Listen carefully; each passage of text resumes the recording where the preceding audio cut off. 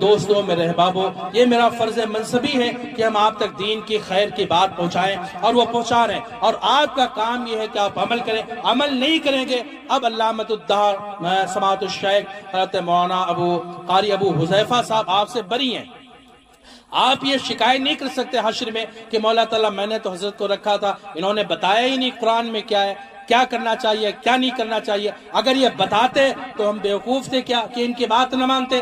اب یہ بری، اب انہوں نے آپ کو ساری چیزیں بتا دی ہیں کہ دین سے جڑنا کیسا ہے، ادب و احترام کیا ہے، بچوں کی تعلیم کا معاملہ کیسا ہونا چاہیے، اپنی تعلیم کا معاملہ کیسا ہونا چاہیے۔ اب بھی اگر آپ نہ سیکھیں تو اللہ کے حضور آپ پکڑے جائیں گے، اور یہ دنیا ہے، جو چاہیں کریں، عیب کریں، بدتمیزی کریں، مستی کریں، مکاری کریں، عیاری کریں، ریاکاری کرتے رہے، کچھ بھی کریں، لیکن ایک دن ایسا آئے گا آپ کو قبر جانا ہے، قبر کی منزل طے کرنا ہے۔ سوچیں آپ کے ساتھ قبر میں کیا ہوگا، پھر قبر میں مرنا نہیں ہے، پھر حشر جانا، دنیا بدلنا ہے، اس دنیا سے اس دنیا اور اس دنیا سے حشر کی دنیا میں۔ اعمال اچھے ہیں تو پھر جنت ہے، اور اعمال تمہارے کام اگر برے ہیں تو ہمیشہ ہمیشہ کے لیے جہنم کی تپتی ہوئی اور دہتے شعلوں کے اندر آپ کو ڈالا جائے گا۔ ملت کا بابو، آپ توبہ کر لیں، نمازوں کی پابندی کیا کریں، جتنا ہو سکے نمازیں پڑھیں۔ وہاں صاحب قاری ابو حذیفہ صاحب، ان کے پاس بیٹھا کریں،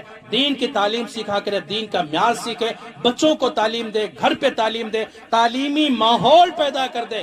آپ کے یہاں جب ہم دوبارہ آئیں تو انشاءاللہ العظیم کوئی ایسا نہ بیٹھے، بلکہ ہر آدمی کتاب و سنت کو سمجھنے والا ہونا چاہیے۔ انشاءاللہ العظیم ہر گھر کا فرد، ہر گھر کا بچہ ایک حافظ یا عالم، نہ اتنا تو کم از کم اتنا کہ ضروری مسائل شرعیہ اردو اور قرآن پڑھا ہونا چاہیے۔ ورنہ یاد رکھنا، یہ بچے ماں باپ کی شکایت اللہ کے حضور میں کہیں گے۔